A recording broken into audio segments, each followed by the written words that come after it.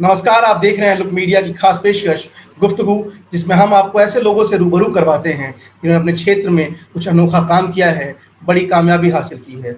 और आज के हमारे जो मेहमान हैं, उन्हें अपने स्कूल के ज़माने में मैड साइंटिस्ट कहा जाता था, पर आज वो कहाँ हैं, अपनी जर्नी में खुद बताएंगे। हमारे आज के मेहमान हैं कॉसेरियन के सीईओ सुमित रंजन। सुमित, बहुत बहुत स्वागत है आपका। बहुत बहुत धन्यवाद शाश्वत जी, मुझे लुक मीडिया के इस खास पेशकश में बुलाने के लिए। Sumit, from being a mad scientist to a successful entrepreneur, कैसी रही जर्नी? व्हेन आई स्टार्टेड, जब मैंने अपने चाइल्डहुड डेज में स्टार्ट करा था अपना ये करियर की तरफ चलना, तो ऑफकोर्स जैसे सभी सक्सेस की जर्नी में जब आप चलने लगते हैं तो कई सारी क्रिटिसिज्म आपको फेस करने पड़ते हैं। और क्रिटिसिज्म एक ऐसा रास्ता है जिसके थ्रू आप निखर करके उभर करके बाहर आते हैं। तो ऑफकोर्स ये जो अनुभव है इसमें ये काफी लर्निंग भरा रहा मेरे लिए, काफी एक्सपीरियंस से भरा रहा, क्योंकि मैंने इस जर्नी में इंजीनियरिंग के क्षेत्र में हो गया या फिर साइंस के क्षेत्र में हो जाए या फिर कॉमर्स के क्षेत्र में, सभी क्षेत्रों का काफी ज्यादा एक्सपीरियंस मुझे मिला अपने इस एंटरप्रेन्योरशिप जर्नी में। तो जब आपका मैं वो बायो पढ़ता हूँ, एकेडमिक क्वालिफिकेशन में लिखा है स्कूल ड्रॉप आउट, लेकिन जब उसके नीचे बढ़ते हैं तो अचीवमेंट्स की लिस्ट बहुत लंबी है। तो स्कूल ड्रॉप आउट करने का डिसीजन कब लिया और कितना मुश्किल या कितना आसान था ये? मेरी पूरी जो चाइल्डहुड एजुकेशन हुई है वो श्री रामकृष्ण शारदा आश्रम विवेकानंद स्कूल में हुई है, हजारीबाग की। ओके। और उस स्कूल में फैसिलिटीज जिस तरीके से मुझे मिले, जैसे कि मैं जब अपने सेकेंडरी स्कूल स्कूल डेज में जब मैं था, यानी 7-8 क्लासेस में था, उस समय मुझे एक्सेस मिल जाता था ग्रेजुएशन लेवल के बुक्स पढ़ने का। और वहां से मेरा काफी ज्यादा इंटरेस्ट डेवलप हुआ कि मैं रिसर्च लेवल की किताबें पढ़ूंगा और रिसर्च लेवल की चीजें करूंगा। तब मैंने क्लास 7th में अपनी पहली रिसर्च लिखी थी, जो जब मैं क्लास 11th में आया तब मैंने पब्लिश करी थी। उसमें वहाँ के लोकल प्रोफेसर्स और हमारे टीचर्स और हमारे मेंटोर्स ने काफी ज्यादा सपोर्ट करा रिसर्च पेपर को प्रॉपरली तैयार करना और सारी चीजों में। तो एक ये है कि जहाँ जहाँ तक बात आती है एक स्कूल की प्रॉपर जो डिग्री होती है और एजुकेशन की, दोनों में बहुत ही ज्यादा डिफरेंस है। जब हमने अपना लक्ष्य प्रॉपरली निर्धारित कर लिया हो, तब हम ये देखते हैं कि हमारे लक्ष्य तक पहुंचाने का रास्ता कैसे जाता है। अगर वो डिग्री से होकर के जाता है तो हम डिग्री लेंगे, और अगर वो डिग्री से होकर के नहीं जाता है तो हम जो रास्ता से जाना चाहिए हम उस रास्ते से जाएंगे। जैसे एग्जाम्पल के तौर पर जिसको सिंगर बनना है, सिंगिंग के क्षेत्र में जाना है, वो जी। म्यूजिक के फील्ड में ज्यादा से ज्यादा स्टडी करेगा instead of studying in the normal academics. Similarly मेरे क्षेत्र में मुझे एंटरप्रेन्योरशिप के फील्ड में जाना था, तो मेरे लिए ज्यादा बेटर रहा कि जहां तक स्कूलिंग मैंने करी उसके बाद से जो मेरा एकेडमिक्स होता, जो मेरा एजुकेशन का चैनल था, वो बिल्कुल डिफरेंट होना था। तो जो नॉर्मल एकेडमिक्स है, जो सीबीएसई और बाकी करिकुलम्स रिकमेंड करते हैं, वो एंटरप्रेन्योरशिप के लिए पर्याप्त नहीं है। हाँ, हालांकि अगर आपने आईएएस बनना है या फिर आपको आपको कोई और ऐसी गवर्नमेंट या प्राइवेट सर्विसेज की तरफ आपको मूव करना है, तो एकेडमिक आपके लिए बेस्ट रास्ता हो सकता है। लेकिन हर किसी के लिए अलग अलग रास्ते अलग अलग तरीके से बने होते हैं। तो स्कूल ड्रॉप आउट लेने का डिसीजन आज भी हमारे देश में एक बड़ा टैबू माना जाता है। कई बार पेरेंट्स, सोसाइटी बहुत प्रेशराइज करते हैं कि स्कूल आप पढ़िए, पढ़ाई कंटिन्यू कीजिए, उसके बाद आप आगे मतलब ग्रेजुएशन कीजिए, पीजी करिए, उसके बाद आगे डिसाइड करिए क्या करना है। तो आपके लिए जो आज के बच्चे हैं, जो अगर चाहते हैं, कई बार ऐसे हैं जो कुछ इनोवेशन करना चाहते हैं लेकिन स्कूल एजुकेशन में बंद के रह जा रहे हैं, उनको आप क्या कहना चाहेंगे? इसमें पेरेंट्स को थोड़ा समझना चाहिए, उनको थोड़ा सपोर्ट करना चाहिए कि बच्चा किस डायरेक्शन में जाना चाहता है, उसको उस डायरेक्शन के लिए थोड़ा गाइड करें। क्योंकि क्या होता है, कई बार बच्चों के अंदर इंडेवर काफी ज्यादा होता है, काफी ज्यादा क्रिएटिव होते हैं बच्चे, लेकिन उनकी क्रिएटिविटी कहीं ना कहीं डैम्प हो जाती है, जस्ट बिकॉज कि उनको उस फील्ड की तरफ फोर्स किया जाता है जिस फील्ड में उनका इंटरेस्ट नहीं होता। तो ज्यादा बेटर है कि हमारा जो माइंड है, हर किसी का बॉडी जैसे एक जैसा नहीं होता, हर किसी का थिंकिंग स्टाइल एक जैसा नहीं होता। तो उसी तरीके से हर किसी का लक्ष्य या हर किसी का जो करियर बनाने का डायरेक्शन है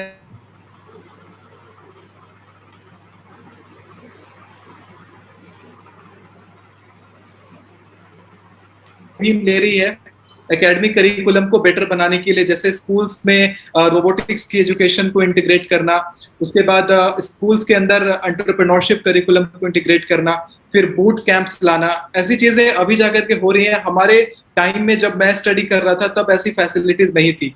और जैसा मैंने बोला कि पेरेंट्स के साइड से काफी ज्यादा प्रेशर फील होता है जब कोई ड्रॉप आउट या कुछ वैसा डिसीजन लेने की कोशिश करता है। जैसे मैंने भी जब ड्रॉप आउट अपना लिया था तो मुझे घर से और रिलेटिव्स के साइड से काफी ज्यादा प्रेशराइज किया गया।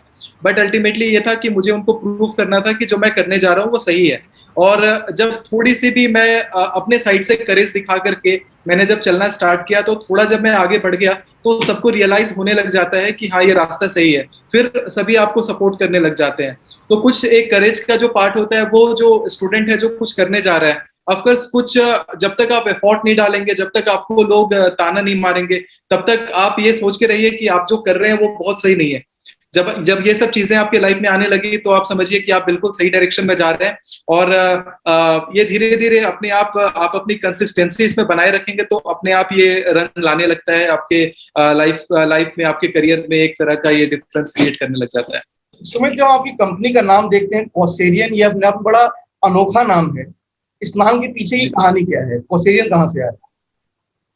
जब मैं चाइल्डहुड डेज में, जब मैं क्लास 6 में स्टडी कर रहा था, तो ये वर्ड मैंने कॉइन किया था, क्वासारियन।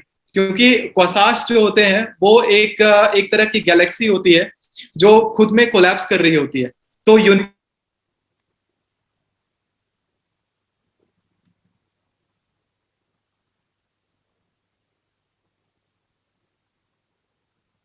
इसके बिलोंगिंग्स को मैंने इस तरीके से परिभाषित किया कि जो क्वासारियंस होते हैं वो सुपर एनर्जेटिक होते हैं और वो जहां भी जाते हैं एक अलग छाप छोड़ते हैं। तो हिस्ट्री में जितने भी बड़े बड़े लोग हुए हैं उनको मैंने क्वासारियन कहना स्टार्ट किया। और स्टार्ट में मैंने 12-13 बच्चों की एक टीम तैयार करी और इस वर्ड से मैं खुद का रिलीजन तैयार करना चाहता था कि क्वासेरियन एक डिफरेंट कम्युनिटी होगी जो वर्ल्ड में बहुत ही डिफरेंट नए नए काम करेगी और वर्ल्ड में एक नया, आप कह सकते हो, झंडा लहराएगी।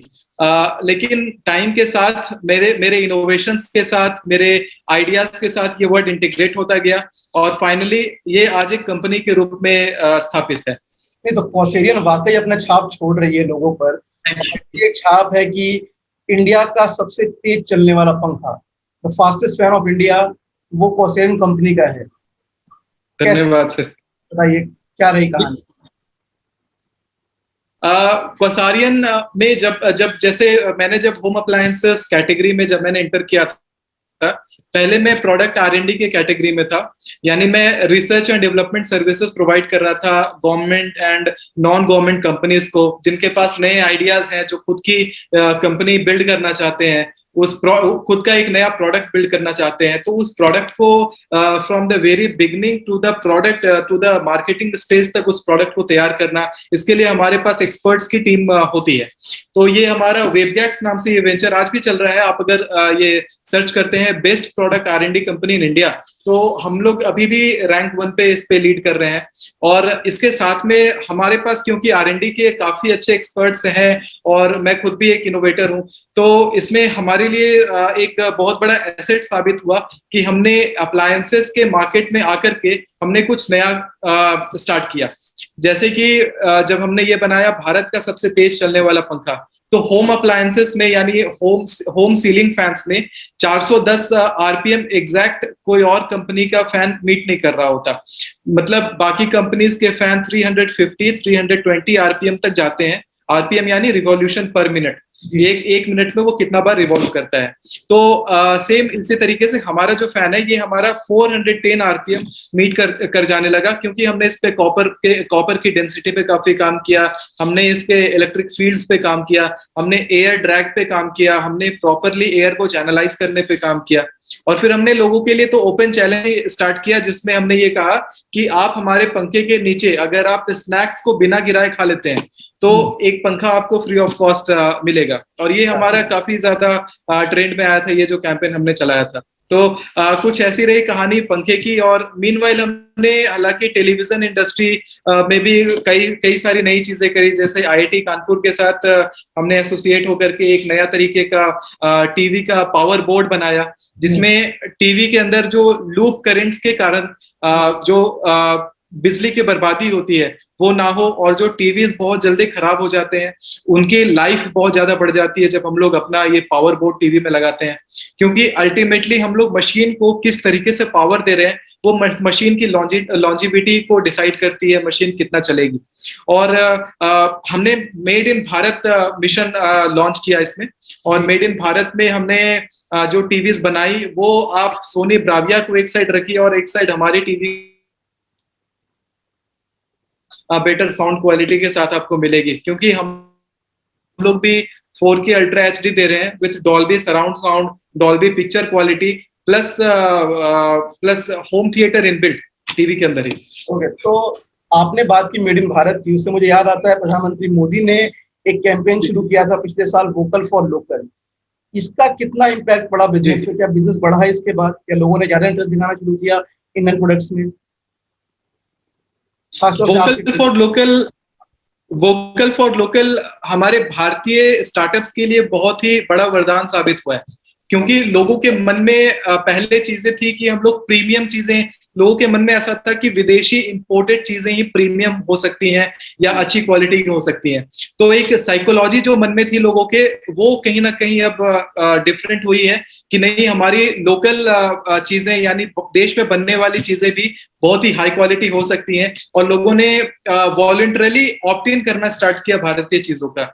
इससे हमारे लिए काफी फायदेमंद रहा कि जो लोग ये डिसीजन ले रहे थे कि वो एमआई की डिस्ट्रीब्यूटरशिप लेंगे या वो सैमसंग की डिस्ट्रीब्यूटरशिप लेंगे या किसी और फॉरेन कंपनी की डिस्ट्रीब्यूटरशिप लेंगे, उन्होंने ये डिसाइड किया कि instead of promoting them, let us promote some company which is making actually things in Bharat. तो हमें काफी ज्यादा इस मुहिम से बहुत सपोर्ट मिला है और जनता बढ़ चढ़ के सामने आई है, तो इसका बहुत ही अच्छा अनुभव रहा।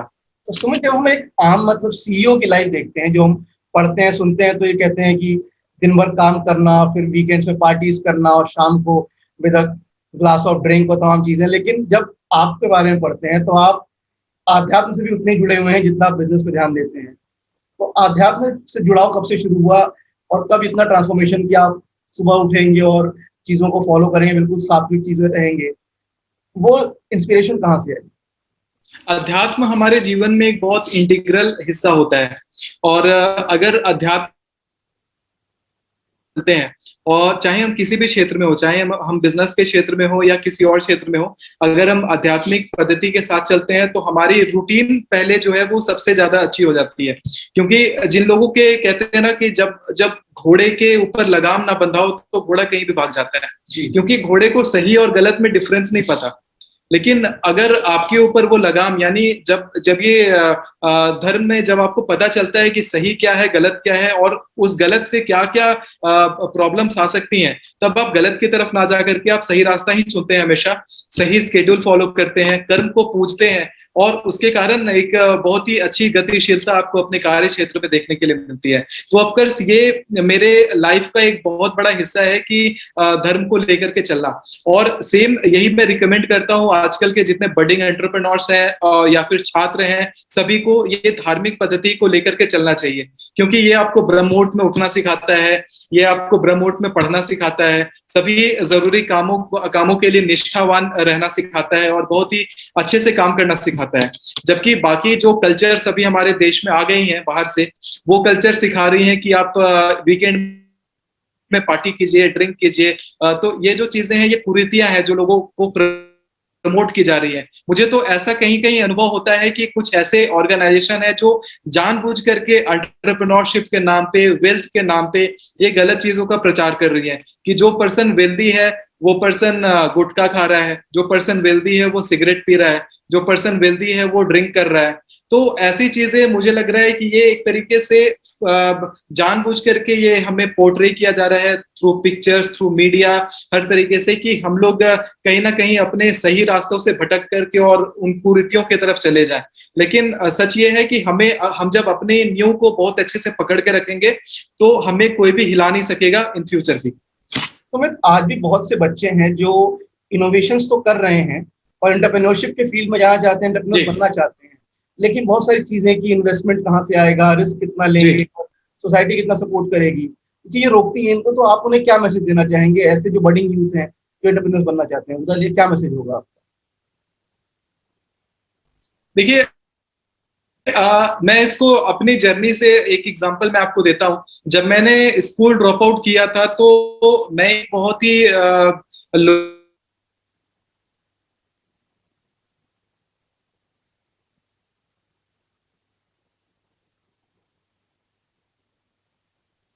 और मैंने ये प्रैक्टिकली एक्सपीरियंस किया कि जब सिचुएशन ऐसी होती है डू और डाई वाली, तो उस कंडीशन में आप अपने अपने गोल को लेकर के बहुत ओरिएंटेड हो जाते हैं कि आपको अल्टीमेटली इस काम को अकॉम्प्लिश करना है। तब आपके पास कोई साइड ऑप्शन नहीं होता, क्योंकि मैंने उस समय ड्रॉप आउट भी कर रखा था, कोई और बैकअप प्लान नहीं था मेरे पास, ना ही कोई फाइनेंशियल सपोर्ट था। और ऊपर से जो मैंने ड्रॉप आउट किया उससे जो निंदा समाज में झेलना पड़ा था, उसके कारण ये था कि मैं दोबारा भी पीछे मुड़ करके जा नहीं सकता, क्योंकि अब तो ऑलरेडी है कि मैं एक रास्ते पे चल चुका हूं, तो पीछे मुड़ने का कोई रास्ता नहीं बचता है। तो जैसा मैंने ये देखा, जो जैसे मेरी स्टोरी में ये पार्ट आया ड्रॉप आउट के बाद, सेम जितने भी अभी तक मैंने मेरे जो जिनसे मैंने इंस्पिरेशन लिया है, जैसे स्टीव जॉब्स हो गए या मार्क जुकरबर्ग हो गए, इन लोगों ने भी कुछ ऐसा ही रास्ता इनका भी था कि इनके पास भी कोई बैकअप प्लान नहीं रहा। तो जब भी कहते हैं ना कि हम लोग जब एक सफर पे निकलते हैं तो हमें एक नाव पे ही सफर करना चाहिए, एक बार में दो नाव पे पैर रखेंगे तो दोनों डूब जाएगा, तो हम लोग कहीं जाएंगे नहीं। तो बेस्ट ये होता है कि हम लोग अपने जब जब हम लोग एंटरप्रेन्योरशिप की जर्नी स्टार्ट कर रहे हैं, तो हमारा गोल जब बिल्कुल क्लियर है कि हम लोगों को मार्केट में क्या प्रोवाइड करना है, उसका नीड मार्केट में कितना है। जैसे कि एग्जाम्पल के तौर पे लेते हैं कि कोई पर्सन है, उसे मैन्युफैक्चरिंग लाइन में आना है, तो मैन्युफैक्चरिंग लाइन में आने से पहले वो पर्सन ऐसा तो कर सकता है ना कि अपने ब्रांड के बारे में लोगों को बताए पहले, और देखे कि लोगों का इंटरेस्ट कितना आ रहा है। जब लोगों का इंटरेस्ट आता है, जब डेटा एक अच्छा खासा रेट पे कलेक्ट होता है, तो उसके बाद वो डेटा को लोग अपना संग्रहित करके, और या तो उन लोगों से एडवांस में मनी फिर ले सकते हैं, क्योंकि जब प्रॉब्लम हमें पता है कि ये प्रॉब्लम उन लोगों का है और उसका सॉल्यूशन हमें देना है। जैसे कि किसी रूम में अंधेरा है और अंधेरे कमरे में जब हम कोई बत्ती लेकर के जाते हैं, तो वो बत्ती काइंड ऑफ मैं कह सकता हूँ कि वो सोल्ड आउट हो गई। लेकिन वही अगर जहाँ पे बिल्कुल ही लाइट है, वहां पे अगर हम लोग कैंडल लेके जाएं जलाने के लिए, तो वहां पे उसका कोई यूज नहीं है। तो जहाँ पे हम एग्जैक्टली अगर वो काम कर रहे हैं जिसकी लोगों को नीड है, और लोगों को हम लोग वो बताने में हम लोग सक्षम है कि आपकी नीड ये है, हम लोग अपने आप को अच्छे से कन्वे कर पा रहे हैं, तो जाहिर सी बात है कि लोग आपसे खरीदेंगे। आज नहीं तो कल उनको जरूरत पड़ेगी और वो खरीदेंगे। और जब ये चीज होने लगती है, थोड़ा सा पेशेंस रखना है और ये चल पड़ता है। तो ऐसा नहीं है कि हमें हमेशा फाइनेंस पहले बैकअप में चाहिए, फाइनेंस बहुत बात की चीज है। जैसे जब मैं स्टार्टअप इंक्यूबेशन सेशन देता हूँ, तो उसमें मैं यही बताता हूँ कि आप लोग फंडिंग के पीछे मत भागिए, क्योंकि आजकल भारतवर्ष में लोगों के मन में ये सबसे पहला थॉट होता है कि आपने स्टार्टअप किया, क्या आपको फंडिंग मिली। ऐसा हो गया है कि फंडिंग को एक तरीके से एक पैरामीटर बना दिया गया हो स्टार्टअप के सक्सेस होने का, जबकि वो आपने तो एक कर्ज लिया, जिस कर्ज को लेकर के आप आगे अपना ग्रोथ एक्सपेंशन करेंगे, तो वो कर्ज भी आपको तब मिलता है जब आपने इनिशियली कुछ मार्केट में कर रखा हो। जैसे आपके 1000-1500 कस्टमर का बेस पहले से तैयार हो गया हो, तभी उसके बाद आपको फंडिंग मिलती है। या अगर आपको मिल भी रही है, तो आपको फंडिंग तभी लेना चाहिए जब आपने बिना पैसे के 1000-1500 कस्टमर पहले खुद से ही बना लिए, जब आपने लोगों से बात किया, लोग कन्विंस हो रहे हैं, लोगों ने पैसा देने के लिए अग्री हैं, लोग सब कुछ अलाइंड है आपका मार्केट में, तब आप पैसे लीजिए, किसी का पैसा लगाइए, 5-6 महीने में आप उनको रिटर्न दे दीजिए। लेकिन अगर आप ऐसा करते हैं कि आपके पास प्लानिंग आपकी क्लियर है नहीं, और आप बस फंडिंग के पीछे भाग रहे हैं, तो ना आपको फंडिंग मिलेगी, ना आपको कस्टमर मिलेंगे। तो आपको प्रॉपरली स्ट्रेटेजी अपनी बिल्कुल क्लियर लेकर के चलनी होती है, और तभी आपको फिर ये स्टार्टअप के जर्नी में आगे बढ़ना होता है। तो इसीलिए बहुत सारे स्टार्टअप्स फेल हो रहे हैं हमारे कंट्री में। हम उम्मीद करते हैं कि आपके इस मैसेज से, जिसमें आपने कहा कि पहला कदम प्लानिंग होता है और पेशेंस रखना जरूरी है, इस देश को बहुत से युवा एंटरप्रेन्योर्स मिलेंगे जो आपकी कहानी से खुद प्रोत्साहित होंगे, और बहुत सारे सुमित रंजन देश में नए आएंगे। हमसे बातचीत करने के लिए बहुत बहुत धन्यवाद सुमित। बहुत बहुत धन्यवाद। तो ये थे हमारे साथ कॉसेरियन के सीईओ सुमित रंजन, जिन्होंने बताई अपनी कहानी किस प्रकार एक मैथ साइंटिस्ट से आज वो एक सक्सेसफुल बिजनेसमैन है, कंपनी चला रहे हैं। देश दुनिया की ताजा खबरों के लिए देखते रहिए लुक मीडिया। 1 मिनट हमारे साथ। धन्यवाद।